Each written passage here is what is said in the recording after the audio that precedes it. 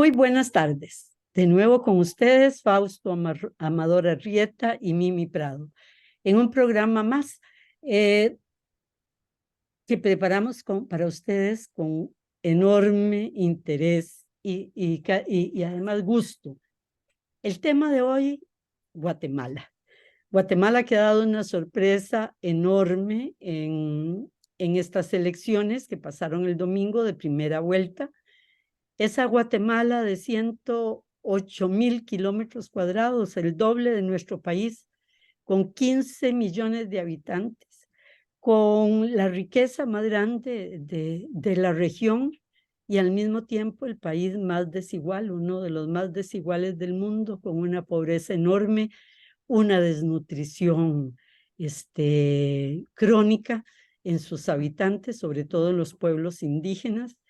Esa Guatemala, y aquí permítanme que haga juicios de valor, pero tal vez uno de los países más bellos del mundo en geografía y por su gente, por sus culturas indígenas, y al mismo tiempo lleno de una perversidad institucionalizada en su sistema político y en su sistema político y en el manejo del poder económico y político. Sobre esa queridísima Guatemala, tanto Fausto como yo hablábamos antes, tenemos una relación de muchos años con un país en el que amamos y en el que yo tengo hermanos, o sea, no amigos, sino hermanos del alma, 3 de ellos fallecidos, pero por dicha cuento con otros todavía, y espero que por muchos años.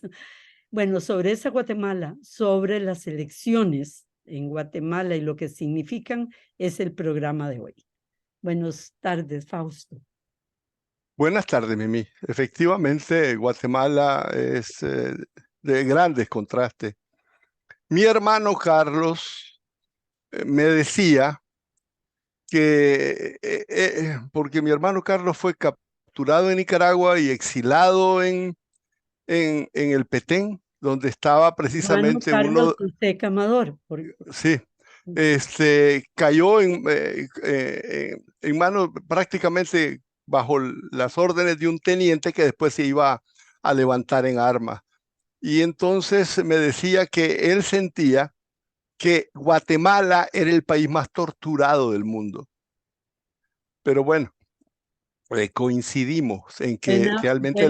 Buena, esa tortura hace, o esos torturadores son perversos. ¿Verdad? Sí. Y bueno, y cuando Carlos me contaba eso, todavía no había habido el genocidio. Bueno, el domingo 25 de junio tuvo lugar la primera vuelta de las elecciones en Guatemala. En todo el día el proceso había transcurrido siguiendo el libreto esperado. Hasta la misma abstención era la prevista. Era la señal inequívoca de un descontento conocido de la ciudadanía con el funcionamiento de su democracia. El 40% de ciudadanos se abstuvo de ir a las urnas. Después se revelaría, ya cuando se contaron los votos, que un 24.4% adicional o habían votado nulo o habían manchado la papeleta para invalidar su voto. Es decir, un total de entre 64 y 65% de ciudadanos condenaba con su actitud el proceso electoral. Posiblemente parte de esa anulación de voto fue a pedido de un candidato, Carlos Pineda, el que iba en primer lugar y el que descarrilaron, como se descarrila, no legalmente, bueno, legalmente a un candidato para que no participe. Y él pidió que se anulara el voto para obligar a repetir elecciones. Claramente, de todas formas, esas cifras mostraban que para una inmensa mayoría de ciudadanos, las urnas no ofrecían esperanzas de provocar un cambio. El instrumental democrático electoral estaba fuertemente desprestigiado. Pero no porque no fuera transparente, sino por lo viciado del sistema político guatemalteco. Pero por fuerte que fuera semejante repudio ciudadano, Las elecciones siguieron el patrón de una crónica anunciada que hasta ese día no salía del libreto vaticinado por las encuestas de opinión. De hecho, los últimos sondeos, creo 2 o 3 días antes, daban por clara vencedora en primer lugar a Sandra Torres, del Partido Unidad Nacional de la Esperanza, UNE, a quien se vaticinaba que pasaría con toda seguridad segunda ronda. No importaba que ella misma estuviera vinculada, acusada e incluso previamente condenada por corrupción y apoyada por iglesias evangélicas acusadas de lavar dinero para el crimen organizado. Ella, con todo y eso, iba como segura ganadora. Pero para entrar en la papeleta de la segunda vuelta, las encuestas le daban casi las mismas posibilidades a Edmond Mulet del Partido Cabal, quien ya había proclamado públicamente que si ganaba tendría que gobernar en alianza con caciques, y Suri Ríos, la hija del ex general Ríos Montt, expresidente y condenado por, bueno, no llegó a ser Genocidio. condenado porque se murió antes, Sí, por pero genocidio. genocida, que es una palabra no puesta por nosotros, sino por las Naciones Unidas, ¿verdad? Por los tribunales que lo Sí, juzgaban, y que había sido ficha constante en el Congreso apoyando leyes que dificultaban la persecución del crimen organizado. Bueno, muchos de esos candidatos punteros habían salido a la luz pública en sonados escándalos, habían aparecido en la prensa, involucrados en procesos judiciales, habían sido vinculados con redes de corrupción y con la penetración del crimen organizado hasta la médula de las instituciones del Estado. Algún lugar le daban también las encuestas a Manuel Conde, del partido Vamos, que era el representante de los intereses del actual presidente Jean Mattei, que también ha sido denunciado por su vinculación con alcaldías, sobre todo fronterizas, penetradas por el narcotráfico, la trata de personas, adopciones ilegales y 1001 otra fechoría.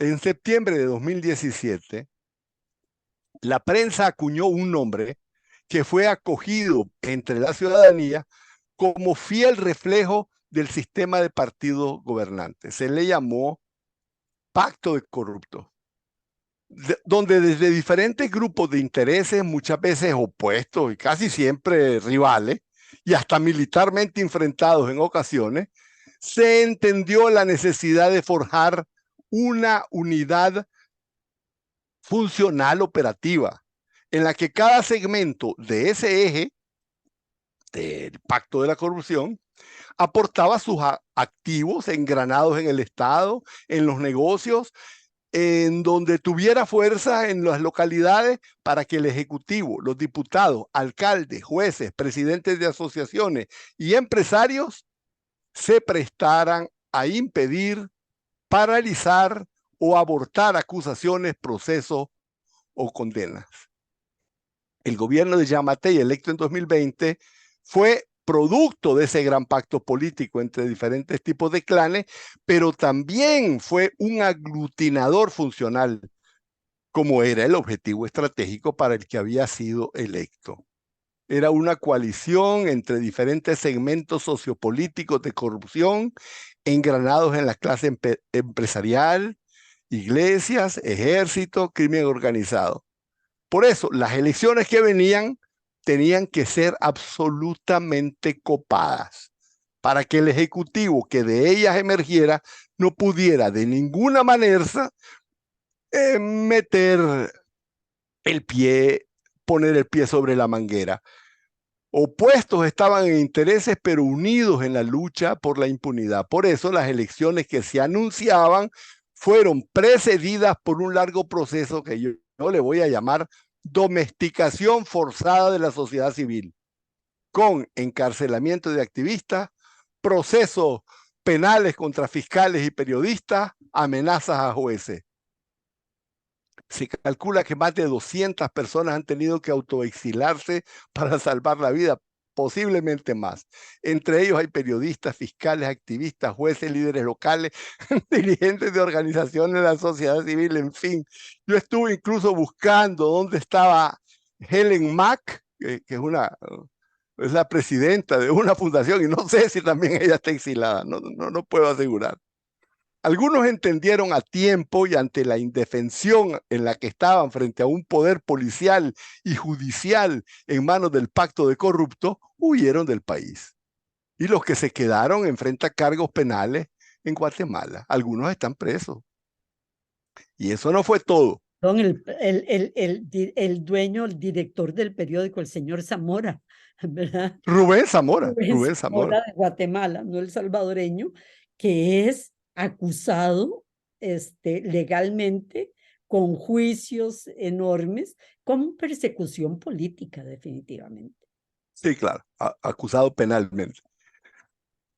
Y decía que eso no fue todo. Para terminar de esterilizar, yo voy a poner esa palabra, esterilizar las elecciones que venían, el tribunal se encargó de eliminar candidaturas que pudieron haber tenido arrastre popular. Así lo hizo con Telma Cabrera, líder indígena y campesina, candidata por el partido de izquierda Movimiento para la Liberación de los Pueblos, a quien las encuestas daban en algún momento como favorita. El tribunal también rechazó inscribir a Jordán Rodas, su compañero de fórmula.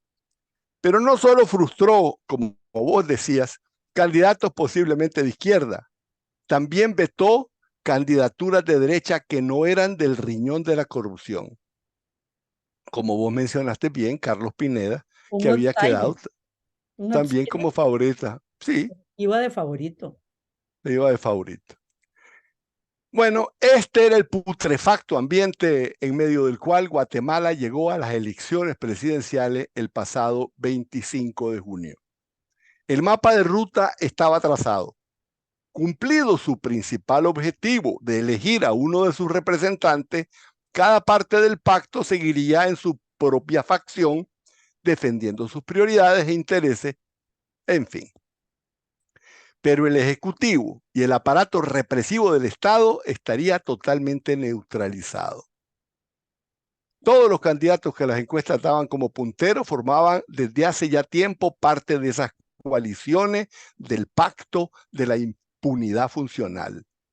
La ciudadanía leyó en las encuestas que los resultados de las elecciones se disputaban entre diferentes alternativas del mismo pacto de corruptos.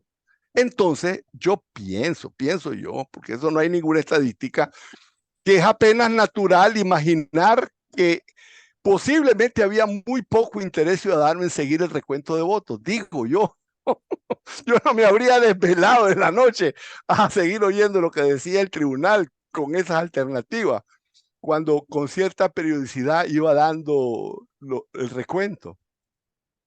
Y así van las cosas, cuando de repente a las 3 de la madrugada del lunes 26, después de haber ido sistemáticamente advirtiendo lo que venía, cayeron los resultados finales como un rayo en mitad de la noche. Verdadera sorpresa, explosión absolutamente inesperada. Es como una película de Hollywood contra todo pronóstico. Es que es de hacer una película. Un candidato ajeno al establishment, sin experiencia política y administrativa propia, sin fondos para hacer campaña, que viajaba en su propio automóvil de pueblo en pueblo y con un respaldo de apenas 2.9% en las últimas encuestas publicadas 2 días antes, y que todo el mundo decía que no tenía la más mínima posibilidad, se coló como por arte de la magia electoral de la democracia de repudio y quedó de segundo, con un tiquete abierto a la segunda ronda electoral. Me dicen, Fausto, que el movimiento académico en las universidades y de los jóvenes en la ciudad de Guatemala, que se hizo y posiblemente nadie le prestó atención, porque jóvenes universitarios, ¿a dónde van a llegar? Fueron creando dentro de la juventud y de manera silenciosa un apoyo que se ve reflejado en esos votos para el candidato mágico, como decís, que sale por como parte posible ganador de las elecciones si se da la segunda ronda. A la mañana, vos sos muy optimista, ojalá así sea. A la mañana siguiente, toda la prensa nacional e internacional daba cuenta del impacto, de lo inesperado. Con un 11.8% de la votación, vamos a decir el nombre por primera vez, creo, Bernardo Arevalo. Bernardo Arévalo, socialdemócrata liberal, candidato por el partido de centroizquierda llamado Movimiento Semilla, se había asegurado un lugar en el balotaje presidencial que va a ser el 20 de agosto. En las primeras instancias y hasta ayer, la perspectiva oficial es que él se enfrentará a Sandra Torres de la Unidad Nacional de la Esperanza, que llega a una segunda vuelta por tercera vez consecutiva. Entonces, ¿quién Yes. es Bernardo Arévalo? ¿Qué representa su candidatura a segunda vuelta? ¿Qué perspectivas tiene de ganar o de llegar como candidato? Y si llega, ¿qué posibilidades tiene de promover un cambio en Guatemala? O sea, son muchos que. Comencemos con su persona. Arévalo es hijo del primer presidente democrático de Guatemala en 1944. Vamos a hablar de eso después. Nació en el exilio de sus padres, en Montevideo, donde había tenido que refugiarse su padre. A los 15 años regresó a Guatemala, donde se bachilleró. Estudió después en Israel y posteriormente en Holanda. En los 80 tuvo una brillante carrera diplomática como guatemalteca y después se dedicó a la solución de conflictos en organismos internacionales. Su carrera política fue casi tan accidental como su actual victoria electoral. En 2015, Arévalo fue uno de los tantos miles de guatemaltecos, académicos y estudiantes que se manifestó en las calles y en las plazas por la dimisión del gobierno corrupto de Otto Pérez Molina. Y ahí, de esas manifestaciones y esos encuentros que se dieron urbanos e intelectuales, nació el movimiento Semilla. Primero, como grupo de reflexión muy inspirada en Alberto Torres, uno de los intelectuales centroamericanos de mayor peso. Un maestro, uno de los grandes, además, amigos de los que hablaba, que la ausencia se siente. Efectivamente, su papá, don Alberto Torres, nicaragüense, también exilado en México, era el lugar de refugio donde íbamos los sandinistas cuando pasábamos por México. Luego se convirtió en partido político. En 2018 se unió a Semilla Telma Aldana, la mujer que había sido fiscal general de gran popularidad y prestigio por su lucha contra Pérez Molina. Pero ya en ese momento existía el pacto de corrupto y el establishment no se quiso jugar la posibilidad de que Aldana pudiera llegar a segunda vuelta y pudiera ganar. Por eso bloqueó su candidatura. Semilla, sin embargo, ganó 7 curules en 360, ¿verdad? Y Arévalo quedó electo diputado y fue su jefe de bancada. La trayectoria de Semilla, aunque pequeña, fue muy limpia, siempre se opuso a leyes que favorecían la impunidad, siempre la denunciaba. Para estas elecciones, Arévalo era ya secretario general de Semilla y presentó su candidatura a las presidenciales, siendo un completo desconocido en el país. Por eso nadie lo vio peligroso y se le dejó correr como candidato. Ocupaba el octavo lugar en las encuestas. ¿Qué pasó? Diríamos ahora.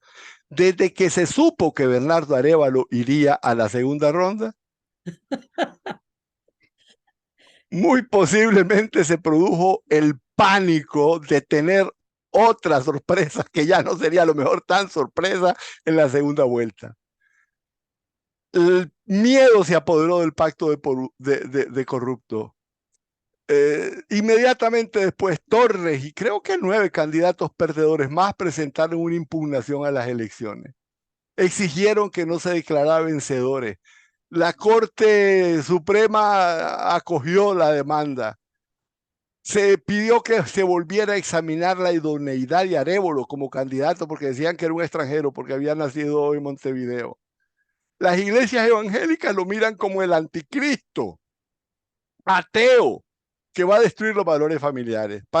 Paralelamente, se está montando un esquema de impugnación por fraude electoral. O sea, la cosa está bastante ardiente y la Corte Constitucional, la más alta instancia de justicia nacional, pidió revisión de los resultados con el fin de garantizar la pureza del proceso electoral y en eso estamos. De forma que de momento todo es... Anoche llegó la OEA con todos sus observadores de emergencia a Guatemala e igual se están movilizando fuerzas de Naciones Unidas y de organismos de vigilancia de elecciones para de alguna manera lograr este control lograr, entre comillas, según creen, algún control sobre lo que está pasando en Guatemala. Bueno, claramente, la verdad es que su candidatura restaura un espacio de lucha dentro del sistema. Arévalo sostiene que todos los que votaron por él, como los que se abstuvieron, como los que votaron en blanco, como los que anularon el voto, representan un repudio al establishment. Dice él que fue un acto de lucha contra el establishment, pero un acto de lucha ejercido desde afuera del sistema. Bueno, si se suman los votos que votaron por él y todos esos que se abstuvieron, votaron en blanco, etcétera, llegan a una mayoría del 70% del caudal electoral, sí, que vuelve a tener la posibilidad de luchar contra la corrupción dentro del propio sistema. Y es así, o sea, la mayoría de los analistas te dicen, o sea, si van los dos a la segunda vuelta, ahí las posibilidades están todas a favor de Arévalo, con problemas en el medio. El campo es mucho más de la candidata Torres. ¿Por qué? Porque ella fue primera dama y creó servicios en las comunidades rurales y ese voto lo tiene más cercano. Pero las ciudades y todo el voto que tiene que ver con lo urbano estaría posiblemente a favor de Arévalo, si es que hay segunda ronda. Bueno, muchos dicen que no pueden permitírselo, pero por otra parte, Arévalo llegaría con apenas 20 diputados, sin experiencia de gobierno y totalmente rodeado y acosado por los organismos del pacto de corruptos. Entonces, yo aquí desde afuera, ¿verdad? Me pregunto, ¿no le haría más daño al establishment corrupto bloquear su participación en la segunda vuelta y provocar manifestaciones de rechazo y repudio? ¿No arriesgan más reprimiéndolo y bloqueándolo que dejando que corra o inclusive dejándolo que llegue a la presidencia? Mira, te voy a decir una cosa, esa pregunta es racional y no puede Y la responderse con política no razones. se maneja racionalmente si no se llena de emociones. La corrupción tiene razones, además que la razón no comprende. El poder es ciego y prepotente y tal vez prefiera otro baño de sangre que arriesgar lo poco que tendrían que arriesgar con un presidente que llegaría atado de pies y manos. Entonces, realmente la situación es bastante interesante, es como para comerse las uñas y subirse en las paredes, ¿verdad? Y no estar en Guatemala en este momento. De nuevo con ustedes, les recuerdo que el tema de hoy es Guatemala. En la primera parte, un análisis de qué pasó en las elecciones, qué se puede esperar y cuál es la situación del candidato Bernardo Arévalo. En esta segunda parte hablaremos más de cómo se llega ahí, cómo la historia de Guatemala, esa historia torturada, esa historia llena de perversidades, de la que hablamos en la primera parte, pero no profundizamos. Efectivamente, Mimi. efectivamente, no profundizamos y de eso se trata. Guatemala está dominada por la hegemonía, fíjate, el concepto de Gramsci, solo que la hegemonía A la bestia. no, es la hegemonía del pantano, laxamente concertado entre bloques criminales, autoridades locales corruptas, regiones controladas por el narcotráfico, ideologías religiosas que le sirven de sostén y lavado de activos, y todo amalgamado, insertado en todas las estructuras del Estado, asociaciones de crimen organizado con raíces nacionales e internacionales. Aunque dominante por la cantidad de activos que maneja, el narcotráfico es apenas una de tantas actividades ilícitas de esa concertación generalizada A del pesar de que pacto de... maneja el 90% de la cocaína que pasa a Estados Unidos y maneja el 97% de impunidad, solo se recoge un 0,5% de la cocaína enredadas. Eso es el narcotráfico. Pero como vos Así es, decías, el crimen así es. trata tiene brazos por todo el mundo, con Europa, Asia, África, Y ¿verdad? además todo tipo de actividades. Bueno, la pregunta más pertinente la vos la hacías, ¿cómo se llegó hasta aquí? Algunos analistas sostienen que los bloques corruptos actuales tienen su origen en la guerra civil que llenó de sangre el país entre 1960 y 1996, con más de 200.000 muertos y más de 70.000 desaparecidos, desplazamiento de poblaciones indígenas, genocidios de poblados enteros. Bueno, eso es lo que opinan. Yo no soy de esa opinión, porque eso sería comenzar la historia por la mitad. Comencemos por el comienzo. El origen más profundo de los grupos de poder corrupto en Guatemala se sitúa en la misma forma de explotación de las poblaciones indígenas desde la colonización española. Ahí nacieron los principales nombres de la más reconocida familia guatemalteca que fundaron su poder en la riqueza derivada de una inmisericordia explotación agraria latifundista, racista y esclavista. Y fue así como se fundó el Estado de Guatemala. Y no voy a profundizar más, pero basta decir que eso venía así desde la colonia hasta que de repente, el 20 de octubre de 1944, jóvenes militares guatemaltecos pusieron fin a los 12 últimos años de la feroz dictadura de Ubico. Ese movimiento se llamó la Revolución de Octubre. Su periodo de vigencia se llamó la Primavera Democrática de Guatemala. Ellos representaban un amplio movimiento cívico de jóvenes, trabajadores urbanos, trabajadores agrícolas, organizados en plantaciones, no los campesinos indígenas, y todos ellos se hicieron portadores de aspiraciones reformistas y básicamente eran socialdemócratas. Los intelectuales gozaban de simpatías en las clases medias y también tenían un enorme consenso entre letrados de la clase alta de la capital. Mira, duraron bastante tiempo porque estaban construidos sobre un consenso social básico y se propusieron construir la democracia guatemalteca. 2 meses después del golpe de Estado, llamaron a elecciones y ahí resultó electo Juan José Arévalo. Y ese movimiento duró 10 años. Fueron innumerables las reformas emprendidas entonces. Y eran Arévalo muy... con una relación muy cercana a don Pepe Figueres y jugando ambos en esa línea para comprender un poco qué estaba haciendo Arévalo en Guatemala en lo que estaba haciendo don Pepe Figueres acá en Costa Rica. Precisamente, lo que estaba haciendo Arévalo es muy similar a lo que ocurrió en Costa Rica si unificáramos los periodos de gobierno de Calderón Guardia y de Figueres. Exacto. O sea, Arévalo fue como una síntesis de Calderón Guardia y de Figueres.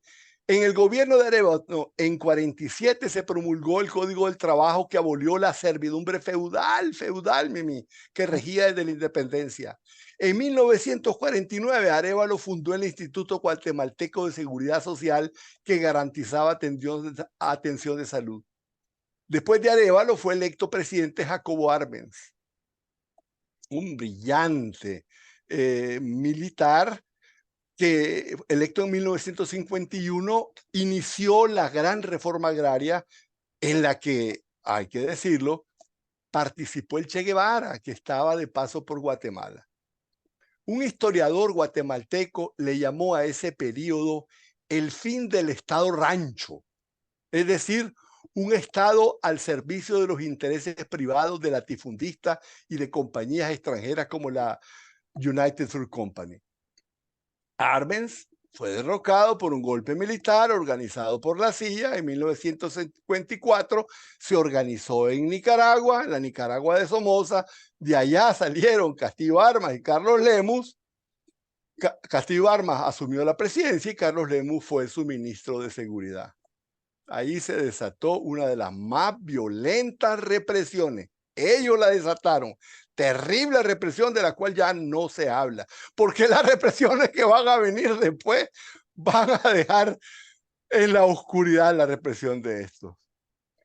Bueno, y ahí viene la cosa, ahí está la cosa. El origen verdadero, en mi criterio, de todos los grupos corruptos de Guatemala, nace de la contrarrevolución de Castillo Armas. Todos los movimientos cívicos que fueron reprimidos, masacrados, y las guerrillas que van a comenzar a luchar contra la nueva dictadura militar, y la represión que va a llegar desastrosa, fueron una reacción, un resultado de la contrarrevolución frente a la primavera democrática de Guatemala. El ejército que rigió el país durante la mayor parte del tiempo que duró la primera lucha armada, también formó su propia élite corrupta. En 1960 habían comenzado las guerrillas. Grupos de mandos medios militares con apoyo de Cuba comenzó una insurrección o guerras de guerrilla de tipo foquista, como era la costumbre de esa época, que dio lugar a una guerra civil, y eso se va a extender 36 años. El movimiento armado pasó de estudiantes a líderes gremiales y en su punto de mayor desarrollo logró el apoyo de pueblos indígenas. Ahí se formó la Unidad Revolucionaria Nacional Guatemalteca, URNG, una organización guerrillera bastante mal armada, pobre, de poca eficiencia militar, pero con un gigantesco arraigo rural. Y como en ese periodo se había producido la revolución sandinista, los Estados Unidos estaban asustados, entendieron el peligro que podía ocurrir y en marzo de 1982 apoyaron el golpe militar de Efraín Ríos Montt y apoyaron lo que desató Ríos Montt, el infierno de Ríos Montt. Tierra La dictadura arrasada para los pueblos indígenas, movilizaciones masivas, genocidio, integración de pueblos con lenguajes y culturas diferentes que no se entendían siquiera entre sí, ¿verdad? El gigantesco escape hacia la frontera con México, en cuya frontera se nutrió también, bajo esa semilla, el movimiento también revolucionario que ocurrió en México. La dictadura de Ríos Montt duró apenas 17 meses, pero fueron los 17 meses más espantosos de la historia de Guatemala. En ese periodo, el ejército había establecido un plan estratégico que consistía en crear una masa crítica propia de control del Estado y la economía. Especializó personal empresarial y técnico, extendió su influencia a casi todos los sectores de gobierno y de la economía. Bajo su control puso al Ministerio de Finanzas, aduana, el sistema de catastro y registro público. Se van a robar cantidad enorme de tierra, el sistema penitenciario y todos los asuntos de seguridad y llegan a inteligencia. ser lo más increíble, totalmente autosuficientes. Cuando Estados Unidos, por el exceso de represión, les quita el apoyo, ellos no necesitan el apoyo externo, ni son autosuficientes económicamente. También tenía su propio banco. Sí, claro. Y bueno, la vieja oligarquía sintió que había nacido una competencia contra la que no tenían fuerza y que tampoco podían enfrentar, porque las condiciones de guerra fría y la insurrección interna y el peligro de que el comunismo surgiera, los obligaban a apoyar las iniciativas del ejército y sus incursiones en la economía. Así fue como desde los años 70 los militares se convirtieron en rivales, competencia desleal y amenaza para las élites económicas Y tradicionales. dejaron de ser los choleros de la vieja oligarquía, ¿verdad? Que el ejército lo manejaban como, y lo decían así, eran sus choleros, pero se da ese salto y empiezan a hacer competencia. Sí, el ejército se apoderaba de grandes porciones de tierra, compraba empresas de cemento, edificios urbanos, estacionamientos, granjas piscícolas, fundaron partidos políticos, se unieron a otros. En suma, se transformaron en las nuevas élites burocráticas que desafiaron de frente a las élites tradicionales en todas partes, en la industria de bebidas, en el sector industrial. Y aquí, de ellos, en ellos y con ellos, parece como la misa, nació el primer componente de los grupos corruptos de Guatemala. Como vemos, es la contrarrevolución de Arbenz que va a terminar produciendo esto.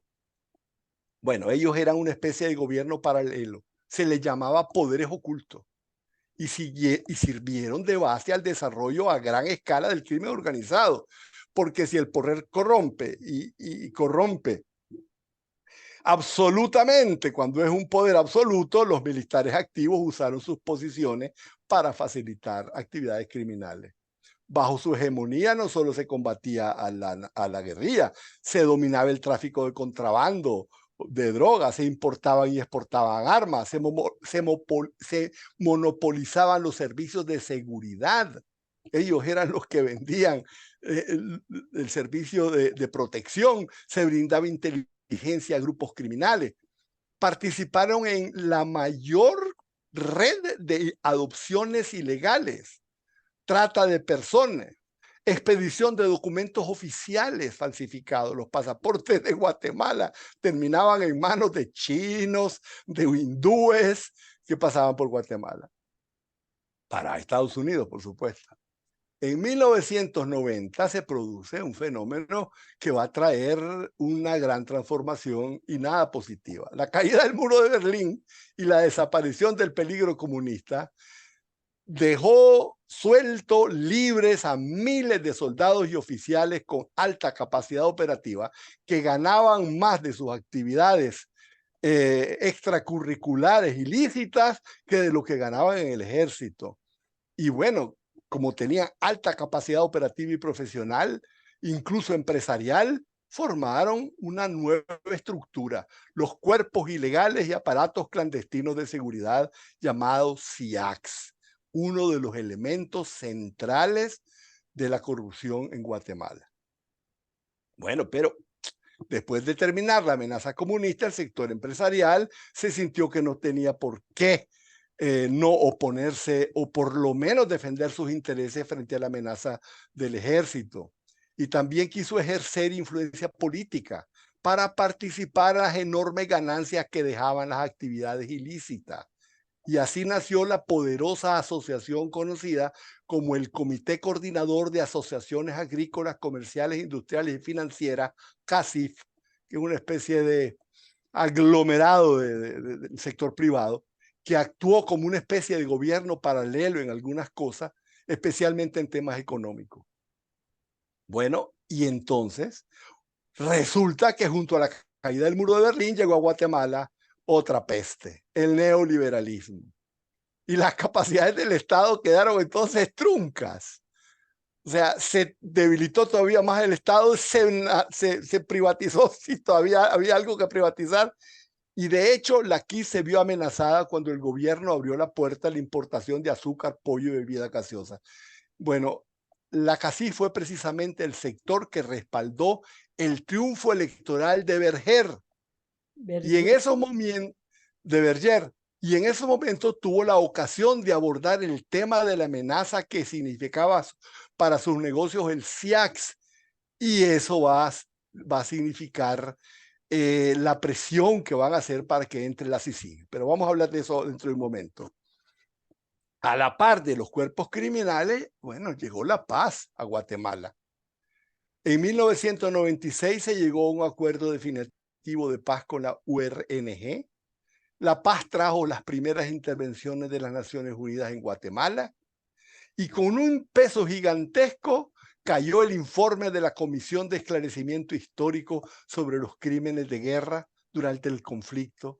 Ahí apareció el espanto de que el 93% de los crímenes de guerra los había cometido el ejército y sus fuerzas paramilitares, y que habían hecho actos de genocidio contra las comunidades mayas en la región montañosa del noroeste, por el Saltenango. Ese capítulo dio lugar a nuevos procesos, pero también a denuncias y también a asesinatos. En este periodo asesinan a un arzobispo en Guatemala. No me acuerdo exactamente el nombre. En ese contexto se dieron esos sonados casos de asesinatos dirigidos por la propia policía. En algún momento se produce la hermana masacre de Helen Mark también. Ah, sí, sí, claro. La hermana de la Mark. Mirna Mark, el obispo Geraldi. Fueron así. Geraldi, correcto. Bueno, en ese contexto se produce el más ruidoso asesinato, la masacre de 5 diputados del Parlacén, que no eran santos, ¿verdad? Porque por lo menos alguno de ellos llevaba $5 millones en la valija y el asesinato fue para robárselo. Después del asesinato de los miembros del Parlacén, se produce una presión tremenda para que se investiguen los crímenes y con apoyo de Estados Unidos y el liderazgo de Eduardo Stein, el verdadero poder detrás de Berger, se convenció al Congreso de aprobar la creación de un ente judicial internacional que sería la Comisión Internacional contra la Impunidad en Guatemala, de siglas CICIG, patrocinada por las Naciones Unidas.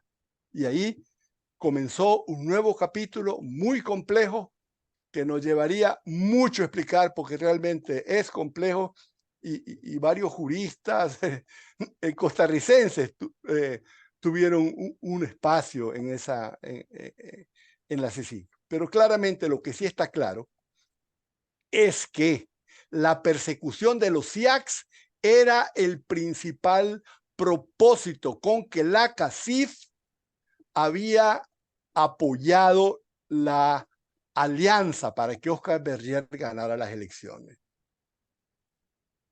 Porque desde antes de las elecciones de Berger, en el gobierno de Portillo se había comenzado a hablar y el Congreso había rechazado esa posibilidad. Bueno, la CICIG duró lo que duró. Con glorias y con defectos. En la época de Portillo estaba hablando de la necesidad de una CICIG, ¿verdad? Sí, en mayo de 2015 la CICIG se lanzó contra el mismo presidente y le pidió al Congreso que retirara la inmunidad a Pérez Molina para investigarlo. 3 meses después, Pérez Molina renunció.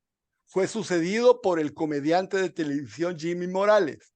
Y cuando la CICIG también se lanzó contra él, ahí aprendieron que todo mundo podría ser investigado, que nadie estaba a salvo. Y entonces Jimmy Morales advirtió que no renovaría el mandato de la CICIG. Y cuando lo hizo, todos los grupos de poder de Guatemala estaban en esa comparecencia de Morales aplaudiendo. Desde entonces... Pacto de los corruptos de 2017 del que hablabas en la primera parte del programa. Desde entonces han pasado 8 largos años. Después de Morales llegó al poder nada menos que Jean Mattei. Este había sido un jefe de prisiones, uno de los socios de quien estaba detrás del asesinato no solo de los diputados del Parlacén, sino de los sicarios y asesinos, policías que fueron fríamente asesinados en la cárcel cuando amenazaron, y hay grabaciones que hablarían. Ahora podemos volver a eso. Ya ahí se establece el pacto de corruptos y llegamos a las elecciones actuales, a la situación actual, para discutir, para, bueno, que hagamos algunas reflexiones en el tiempo que nos queda Que por cierto, para ver ¿cuánto es la que situación. tengo tapado la computadora? 4 minutos exactos. Siempre estamos esperando que haya hechos positivos en los países. Ha sido una bocanada de aire fresco la sorpresa de que Arévalo entrara en la segunda ronda. Nos emocionamos con eso, sonreímos frente a eso, pero después se inicia el análisis y nos damos cuenta que de llegar a Arévalo la tiene tremendamente difícil poder hacer algún cambio en Guatemala. ¿Por qué? Porque no está la red más importante de todas. Hemos hablado de las distintas redes del crimen organizado, hemos hablado de las distintas redes del poder económico, de las élites económicas, pero no hemos hablado a profundidad de las redes sociales, ¿verdad? De las redes de los pueblos indígenas, de las organizaciones sociales, de los estudiantes, son esas redes las únicas que podrían sostener un gobierno de Arévalo. Se manifestaron en las calles buscando que sacaran a Pérez Molina de la presidencia, pero no hay una organización sólida, no hay un pacto de los no corruptos lo suficientemente fuerte para darle sostenibilidad a Arévalo. Yo comencé, antes de que terminar la primera parte, diciendo que lo primero que había hecho el pacto de los corruptos era la domesticación forzosa de la sociedad civil por medio de una violenta, silenciosa represión. Y entonces la elección de Bernardo Arévalo, no sabemos si es la luz al final del túnel o un tren que se nos viene encima, ¿verdad? Estamos en esa difícil situación.